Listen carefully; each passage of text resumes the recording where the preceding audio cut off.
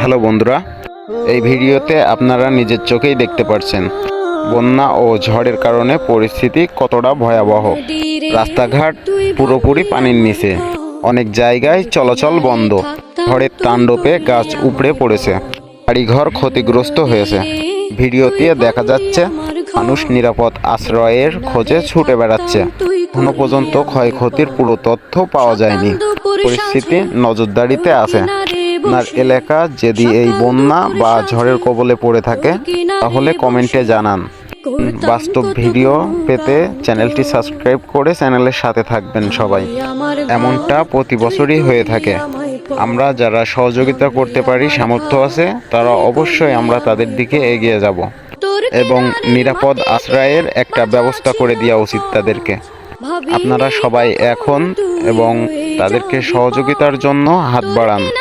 আর সবাই বেশি বেশি করে দোয়া করুন তারা যাতে সুস্থ থাকে, ভালো থাকে। এবং তাদের জন্য নিশ্চয়ই একটা মেডিকেল ক্যাম্প করা উচিত।